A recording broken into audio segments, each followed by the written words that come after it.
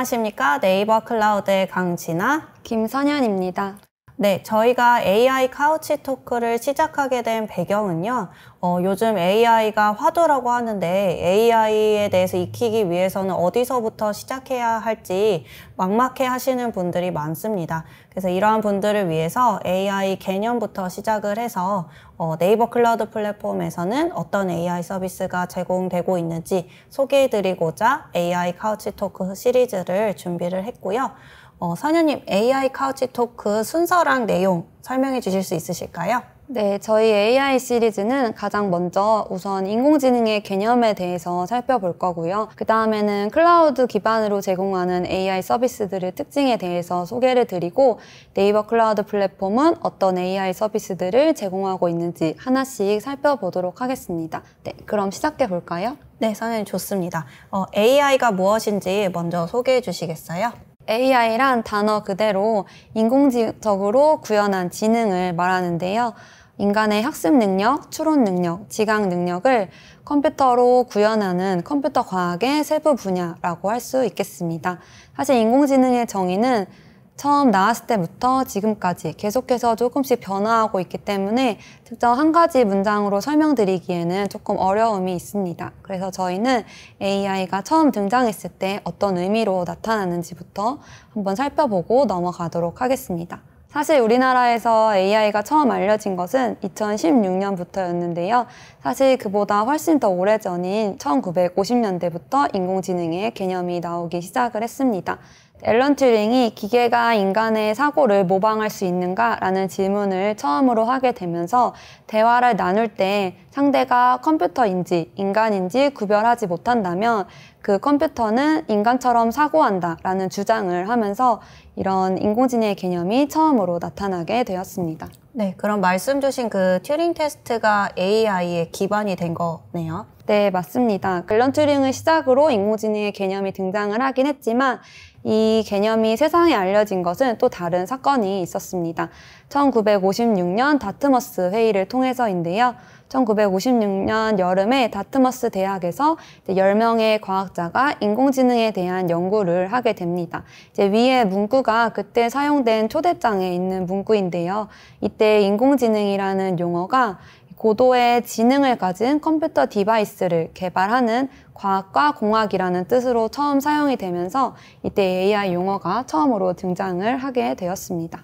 네, 그럼 선현님 설명대로 이제 AI라는 게 1950년부터 시작을 해서 우리에게 잘 알려진 2010년까지 쭉 이어져 온 것 같은데요. AI의 역사에 대해서 설명해 주실 수 있으실까요?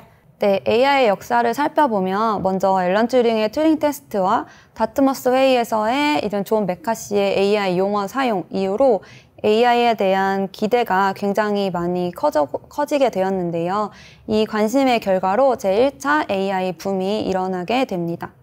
하지만 제한적인 조건에서만 사용이 가능했기 때문에 기대에 부응하지 못하고 1차 AI 겨울을 맞이하게 됩니다.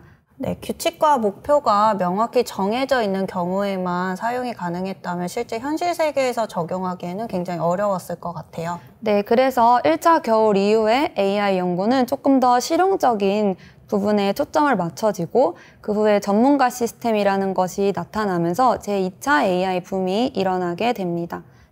특정 분야에 대해서 가지고 있는 전문 지식을 컴퓨터에 학습을 시키고 이제 일반인들도 이 전문 지식을 이용할 수 있도록 하는 시스템이 나오게 된 것이죠.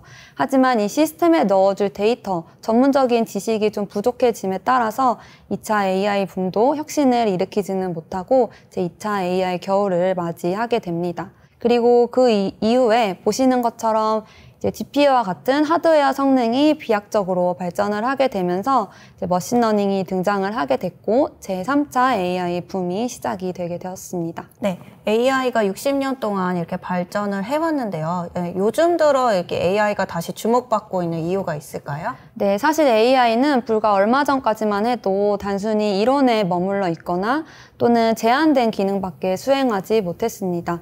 하지만 AI가 다시 주목을 받고 급속도로 발전한 데에는 이제 세 가지 요인을 그 원인이라고 볼 수 있을 것 같은데요. 첫 번째는 컴퓨팅 성능의 향상입니다. 네, 대용량 연산 처리를 가능하게 하는 GPU의 발전으로 대용량 데이터를 학습하고 해석하고 이를 학습시키는 능력이 월등히 향상된 것이고요. 두 번째는 데이터의 축적입니다. 인터넷이 발달하고 전 세계 데이터량이 어마어마한 속도로 증가를 하고 있는데요. 이 데이터가 많이 축적될 수 있는 환경이 갖춰지게 된 것이 두 번째 이유입니다. 그리고 마지막으로는 알고리즘의 발전을 들 수 있을 것 같습니다. 2000년대 이후부터 복잡한 연산을 하는 알고리즘이 많이 개발이 되고 이것을 누구나 사용할 수 있게 되면서 이제 AI가 크게 발달을 하게 된 것입니다. 네, AI가 발전하기 위한 어떤 세 가지 요소들이 성립이 되었기 때문에 급속도로 발전할 수 있었던 거네요. 네, 맞습니다. 선생님, 그러면 이 인공지능은 어떻게 분류할 수 있을까요? 네, 인공지능은 사실 다양한 기준에 따라서 많이 여러 가지 분류가 되고 있지만 대표적으로 인간의 지능 모방 정도에 따라서 위크 AI, 스트롱 AI, 그리고 슈퍼 AI로 분류가 되고 있습니다. 간단히 소개드리면 위크 AI는 특정 문제를 해결하기 위한 AI로 인간의 지능 일부를 모방한 인공지능이고요. 특정 목표된 분야에 대해서만 이제 높은 성능을 가지고 있는 인공지능이라고 생각해 주시면 될 것 같습니다. 그리고 두 번째로 스트롱 AI는 특정 문제를 넘어서 사람처럼 생각을 하고 경험해보지 않은 분야에 대해서도 분석을 하고 해결할 수 있는 수준의 인공지능을 말합니다. 마지막으로 한 단계 나아가서 이제 영화에서 나오는 것처럼 인간의 지능을 모방한 것을 넘어서 인간보다 훨씬 더 높은 지능을 가지고 인간의 능력을 훨씬 뛰어넘는 인공지능이 있는데요. 저희는 이것을 슈퍼 AI라고 부르고 있습니다. 과연 기술의 발전이 여기까지 도달할 수 있을지 잘 모르겠지만 일단 단기간에는 어려울 것으로 예측하고 있습니다. 네, 선현님, AI 설명 감사드립니다. 지금까지 선현님을 통해서 AI의 역사 그리고 개념에 대해서 살펴보았고요. 다음 시리즈에서는 저희가 인공지능, 머신러닝 그리고 딥러닝 개념에 대해서 살펴보도록 하겠습니다. 시청해주신 여러분들 감사드립니다.